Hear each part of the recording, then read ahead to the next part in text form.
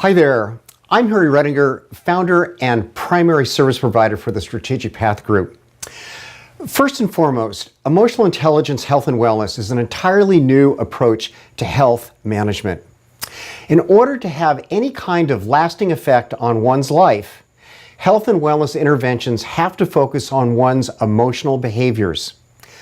Positive or negative changes in our health behaviors is a very subtle process.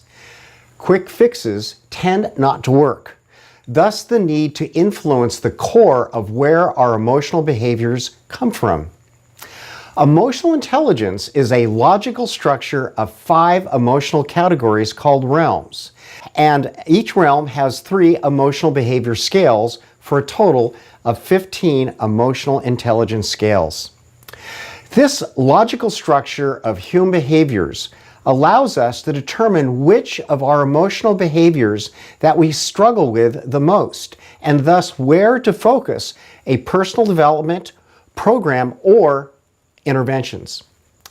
Our goal is to develop behavioral interventions that will have a real impact on our ability to live a healthier life. All 4 categories of our health, physical health, mental health, social health, and financial health, are all interrelated with each other. If one suffers, they all can suffer. For most of us, health means our physical health, and 80% of our physical health is what we put in our mouth. Who decides what we put in our mouth? Correct, we do. We can also go further to say that 80% of the reasoning behind what we put in our mouth is emotional, not rational. Thus, we eat to satisfy our emotions and not take care of our physical health, and thus the other 3 categories of health can suffer also. I also want to note here that what we put in our mouth can also include impulse fast foods, drugs, and alcohol. This is the reason why 90% of those who achieve their health goals often return back to their old habits. The healthier our emotional intelligence, the more likely we are to live healthier lives physically, socially, mentally, and financially.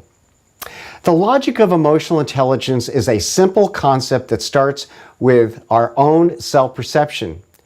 Do we perceive ourselves in a healthy way? Then it focuses on how do we project ourselves to others? Do we project ourselves in a way that's in our best interest?